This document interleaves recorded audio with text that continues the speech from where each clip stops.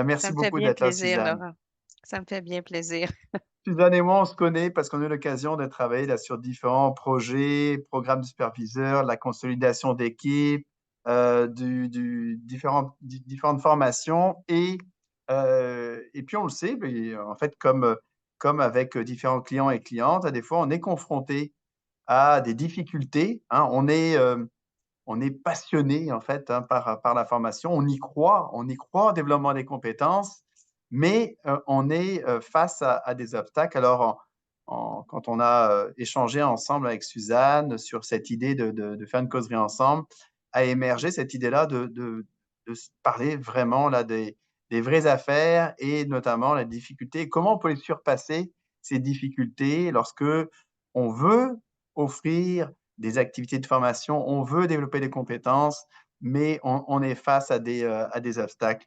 Alors, d'ailleurs, je vais tout de suite commencer, avant même là, que Suzanne, on parte ensemble, là, je vais lancer un petit sondage à l'effet de savoir, ceux qui nous écoutaient, quels sont les obstacles auxquels vous êtes confrontés le plus régulièrement. Alors, vous avez un choix de réponse là, qui vous est proposé, soit le manque de temps, hein. Vous n'avez pas de temps, simplement, vous aimeriez offrir de la formation, mais vous n'avez pas le temps là, pour le faire. Il y a un manque de personnel, c'est-à-dire que oui, on aimerait ça développer les compétences, mais il faut avoir le personnel à développer. On sait qu'il y a une certaine manque de rareté de la main-d'œuvre, hein. Manque de budget aussi, hein. On aimerait le faire, mais on n'a pas les budgets. Il n'y a pas une culture. Là, moi, il y a une des conférences que je donne là, régulièrement, c'est sur tout ce qui est justement là, développer une organisation apprenante. Et dans bien des cas, il n'y a pas de culture d'apprentissage. On est des fois face aussi au manque de soutien de la part de la haute direction. Alors, on sait que ça prend le soutien de la haute direction, ou alors un manque d'engagement des apprenants, donc soit qu'ils se libèrent pas ou qu'ils sont pas engagés vraiment là, dans le processus de développement de compétences. Indécision sur le besoin précis. On sait qu'il faut faire quelque chose, mais soit de notre côté ou même du côté des gestionnaires ou autres, ben, on ne sait pas trop quoi développer. Les gestionnaires ne rendent pas disponibles les participants. Alors ça, c'est un enjeu des fois on peut voir. Et puis, des fois, ben, on aimerait le faire, mais on ne sait pas trop comment. Et puis, on n'a pas les compétences à l'interne où ça peut être autre. Alors, si vous avez mentionné autre, n'hésitez pas à faire valoir là, par le chat. Alors, cette fois-ci, j'ai vraiment le clavardage qui est ouvert à tous. Donc, n'hésitez pas.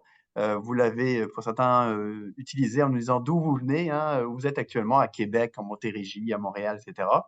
Donc, voilà. Donc, de ton côté, Suzanne, là, à quel type d'obstacle as-tu été confrontée? Mais j'en ai eu différents, mais celui que je trouve qui est qui arrive le plus fréquemment, c'est le manque de temps. Les gens Hmm. nous disent, j'ai pas le temps, on n'a pas le temps. Par contre, je pense que, en tout cas, moi, j'ai réussi à être flexible. Tu sais, quand on offre des formations, de la flexibilité dans la journée, le temps où on va le faire. Et ça les aide beaucoup.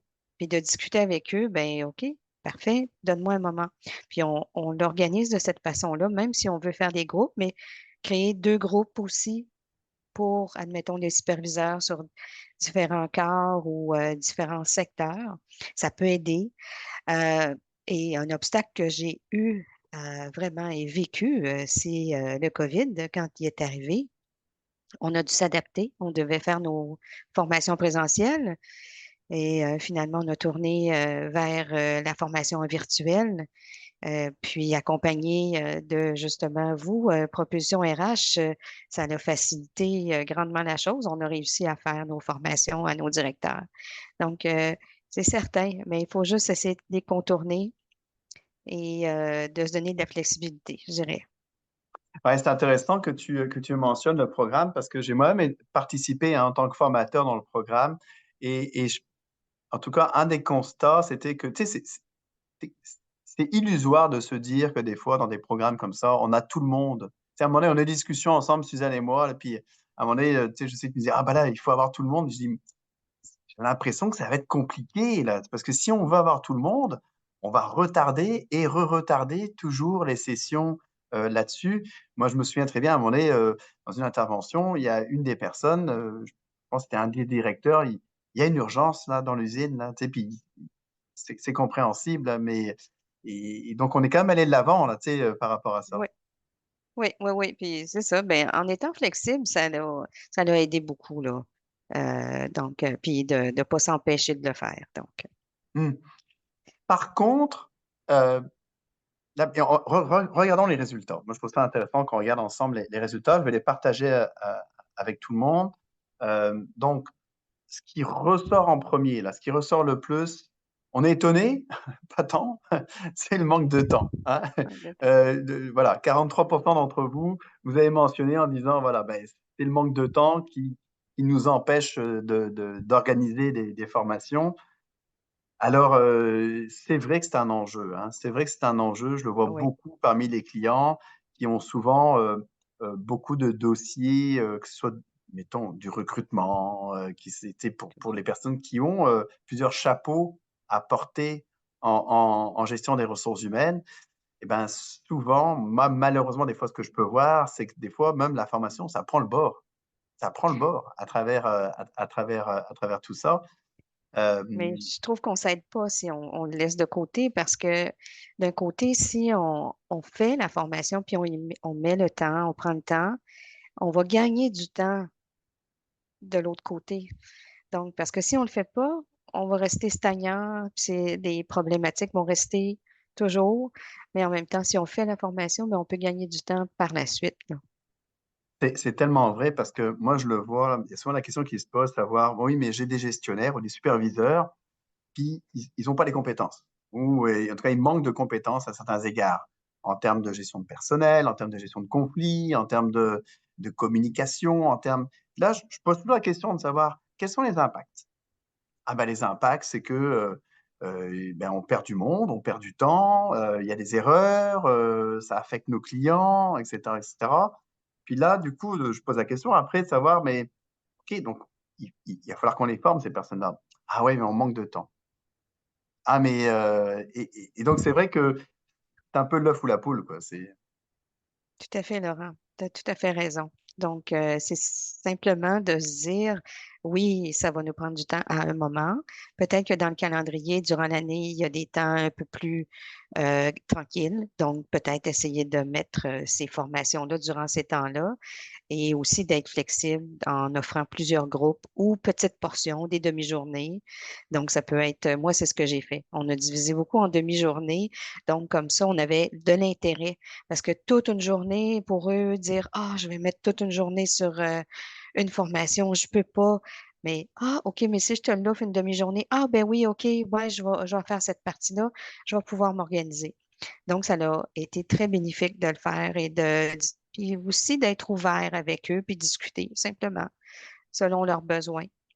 hmm. Donc, ça m'a permis de gagner beaucoup en fait, d'intérêt à la formation en le faisant comme ça.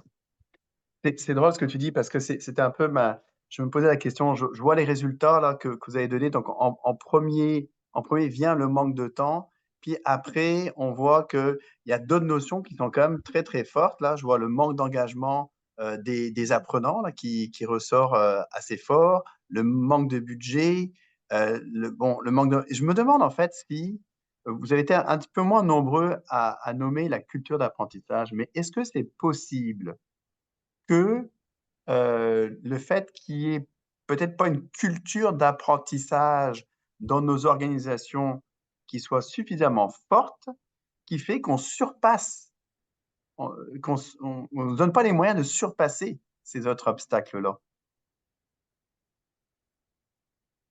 Je sais pas ce que tu en penses, Suzanne.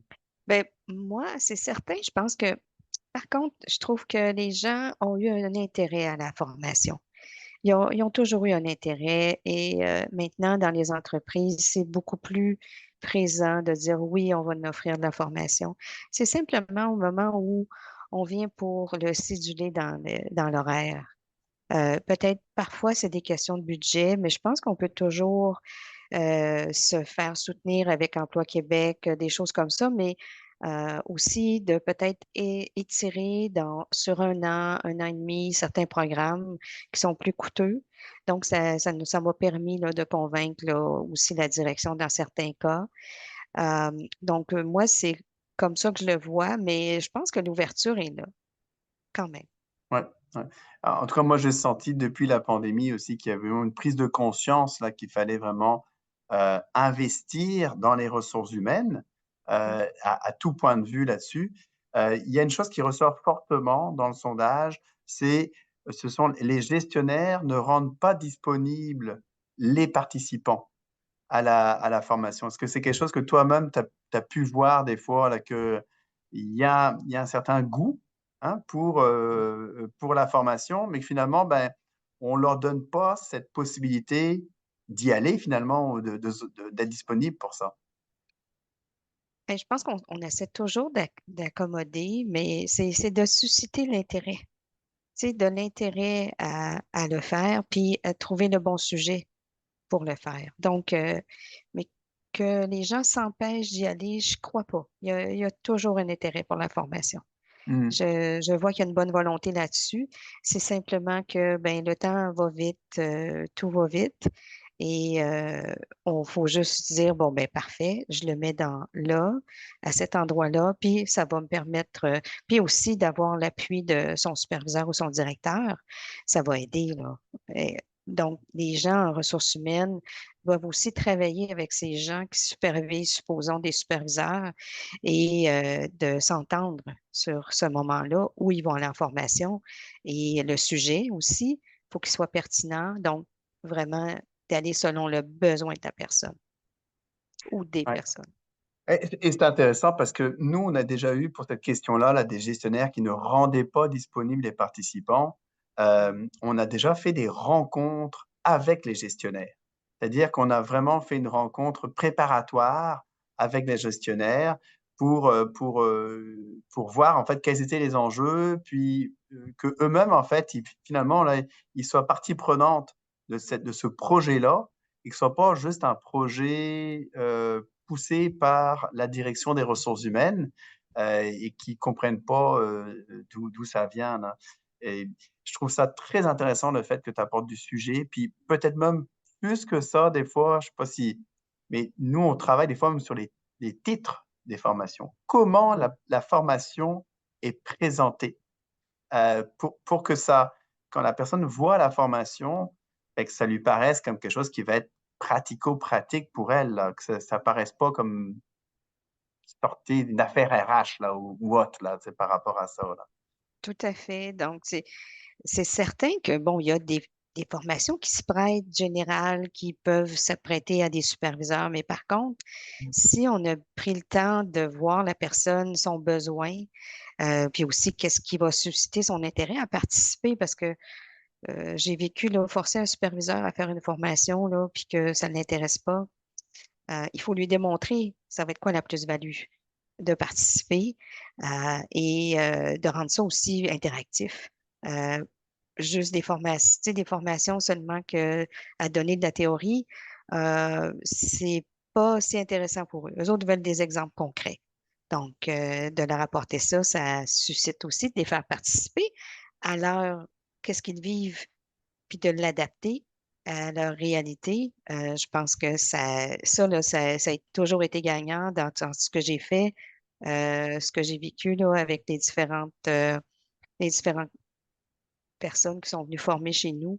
C'est vraiment de leur donner des exemples, là, puis de les faire participer sur leur vécu. Hmm, c'est intéressant. Puis, il y a peut-être aussi d'autres choses là, dans certaines organisations, notamment les organisations qui sont avec une convention collective. Des fois, c'est de faire participer aussi le syndicat Mhm. qui, des fois, nous on a eu le cas où en fait, on pilote le projet avec le syndicat, qui après, ben, une fois que le syndicat, ils ont été capables de pouvoir voir soit l'intérêt ou d'apporter hein, des commentaires, des ajustements, etc. Et ben, sont souvent les meilleurs ambassadeurs, en fait, finalement, là, de la formation, Oui. ou dans d'autres cas où il y a des comités de formation composés d'employés et de gestionnaires qui eux-mêmes vont aider à constituer l'offre de formation. Ça peut aussi être des bonnes pratiques lorsqu'on est face à des situations où, en fait, bah, nous-mêmes, si on n'a pas de temps, et donc, finalement, ben, ça va être ce comité-là qui va, entre guillemets, dégrossir un peu hein, Oui, le projet de formation, l'offre de formation en soi. Là. oui, tout à fait. Je suis d'accord avec toi. Puis aussi, ben, ça permet de faire, en fait, oui, ils vont être ambassadeurs, mais encourager les opérateurs à participer, à construire parfois des programmes de formation, à l'améliorer. On est rendu à l'ère du vidéo, même de certaines, il y a des casques de réalité, là, on est rendu là, avec la formation. Donc, ça nous prend des gens qui connaissent bien leurs opérations ou les machines qu'ils conduisent. Fait que ça les encourage, oui, à participer, puis avec l'appui de leur syndicat, tout à fait. Mm. Il y a une autre chose qui souvent est intéressante, c'est d'y aller en mode pilote. Hein, sur des Mhm. choses. Là, tu sais, des fois, là, quand on n'a pas le budget initial, on n'a peut-être pas le soutien, bah, d'y aller par un premier pilote, hein, ça peut mettre un peu le stratégie du pied dans la porte un petit peu, là, de montrer que ça a des effets, puis que c'est pas de l'argent perdu, c'est pas du temps perdu, mais c'est vraiment un investissement là, intéressant. Oui, je l'ai vécu aussi.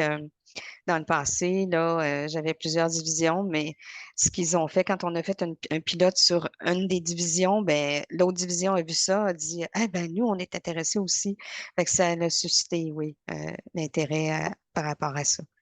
Et ça démontre aussi à la direction, en fait, il faut aussi analyser les bienfaits, là, donc revoir les plus-values qu'on a apportées en faisant cette formation-là, mais quand on peut le démontrer, ben là, à ce moment-là, ben, la direction achète notre idée. Donc, ça peut aider énormément. Et est-ce que aussi, tu viens de le nommer un petit peu, mais là on parle beaucoup de, on prépare les choses, mais est-ce qu'il y a des bonnes pratiques après la formation pour surmonter ces obstacles-là? Est-ce qu'il y a des choses qu'on peut faire pour faire en sorte que ça soit un manque d'engagement, que ça soit, est-ce qu'il y a des choses qu'on peut faire qui vont pousser un petit peu plus surmonter des obstacles peut-être présents ou futurs par rapport à ça.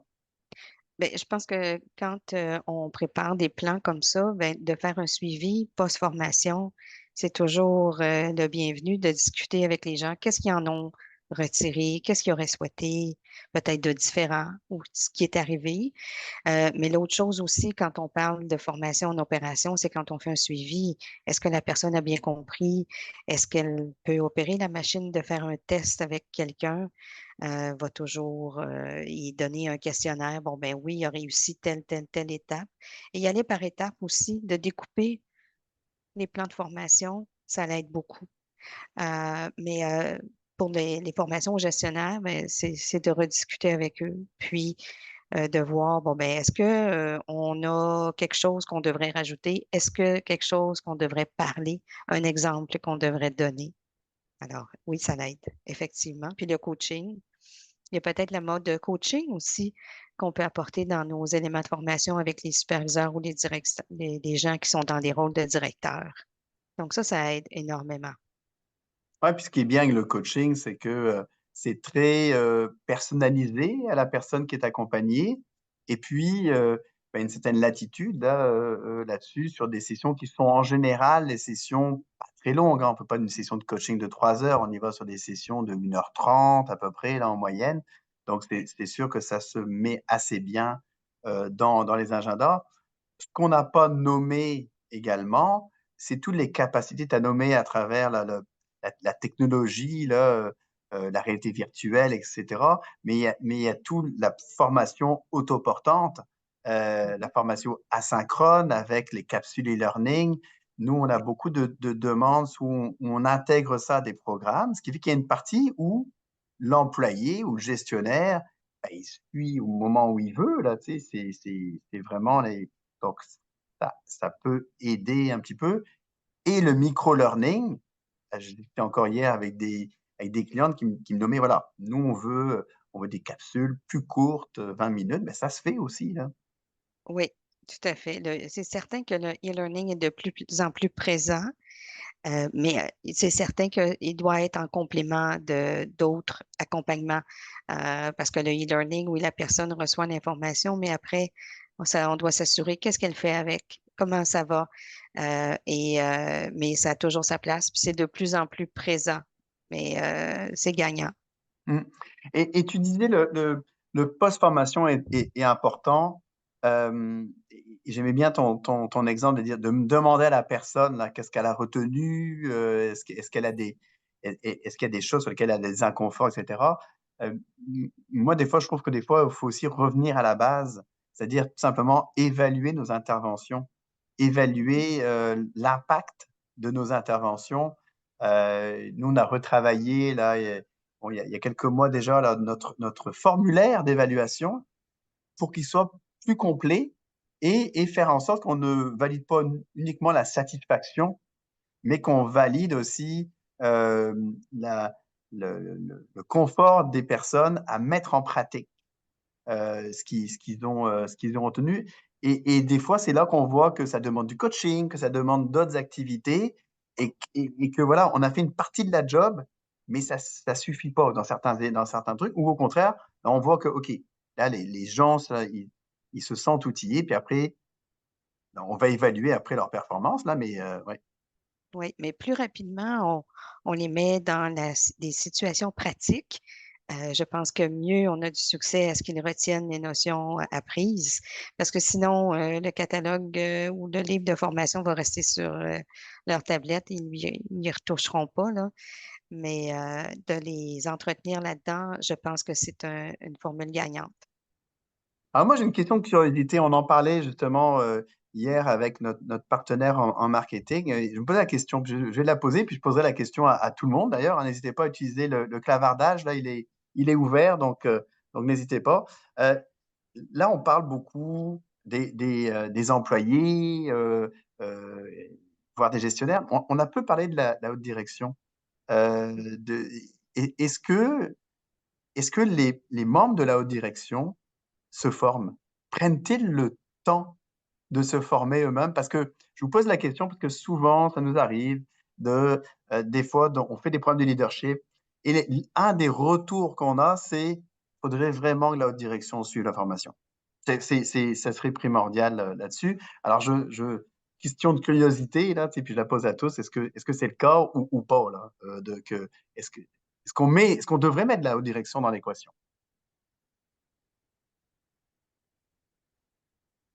Qu'est-ce que tu en penses, Suzanne, de ton côté? Mais moi, de mon côté, c'est certain que plus on implique la haute direction dans nos projets, dans les choses, mieux on va avoir l'appui. Et oui, s'ils veulent la suivre, la formation, euh, on les encourage. Je pense que ça va leur faire voir, en fait. Puis aussi, ça va peut-être permettre d'aligner certaines choses qu'on va mentionner dans la formation ou certains exemples qu'ils souhaitent qu'on voit, que les gens voient. Donc, c'est certain que c'est toujours gagnant. Ah, tout à fait. Des fois, c'est des formules un peu différentes hein, qu'il faut opter, parce que quand on a la même formule, c'est possible que ça ne corresponde pas à la réalité de la haute direction ou à leur agenda, tout simplement. Je vois les commentaires de Stéphanie qui dit Oui, oui, c'est primordial, Christina qui dit absolument, Patricia également, et puis une personne oui. qui dit non seulement la haute direction doit se former, mais cela permet, et puis je suis tellement d'accord là-dessus, ça permet de montrer l'exemple. Hein, Oui, j'ai vu le commentaire. ouais, c'est J'ai vu le ça. commentaire aussi, Laurent. Oui, tout à fait d'accord. Ouais. Et puis, Christian qui dit, s'ils prennent la même formation, ils peuvent par la suite mieux coacher les employés. Donc, c'est vrai que ça fait un effet un peu boule de neige de ce point de vue-là, où en fait, il y a le même langage aussi hein, qui va être adopté. Là. Donc, c'est vraiment intéressant. Si tu Oui. avais, si tu avais, mettons, là, le temps passe vite, hein, puis je vous invite déjà là, à me faire part de vos commentaires dans le clavardage, à savoir là, qu'est-ce que vous retenez de notre petite coderie avec Suzanne.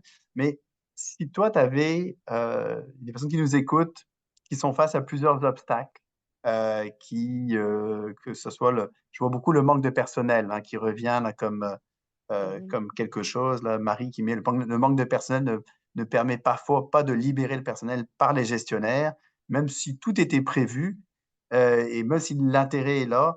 Et effectivement, il y a des enjeux. Mais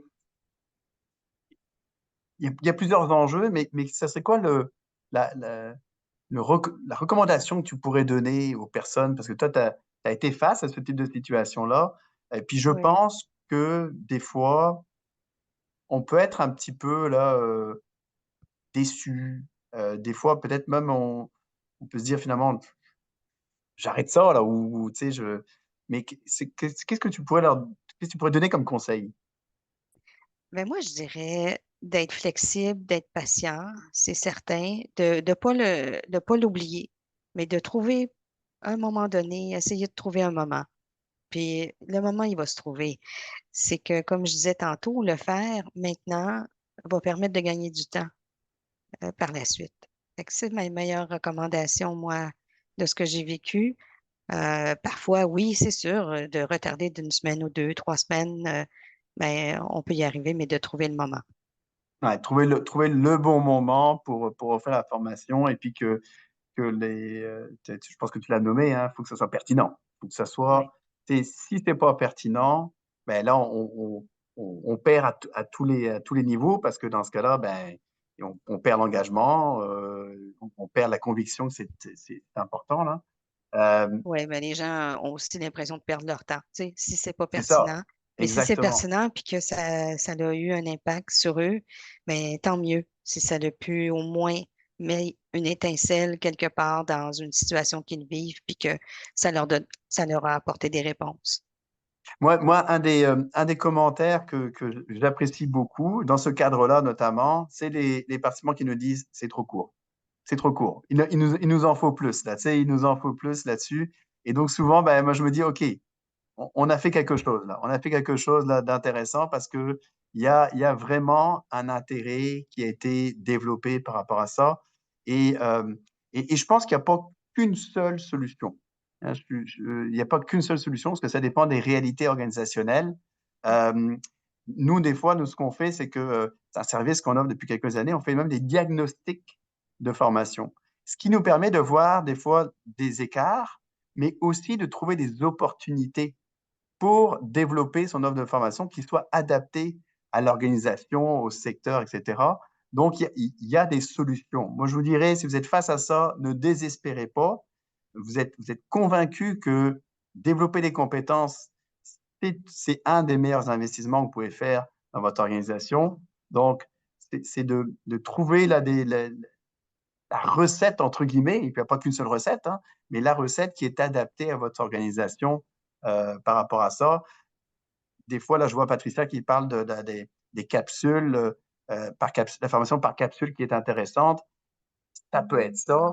Ça peut être d'autres besoins. Là, nous, on le voit, là, on développe aussi tout ce qui est le coaching de groupe. Il faut être créatif. C'est ça donc, Permettre les échanges aussi, ça l'aide. oui, oui, parce que là, on en parlait, mais toutes ces activités-là permettent de développer des compétences, mais permettent aussi de mobiliser les ressources. C'est- Chaque personne en organisation a besoin de se retrouver, de partager, des fois de se conforter ou se réconforter, puis également de trouver des astuces qui leur permettent de mieux performer dans leur milieu de travail, là. Donc,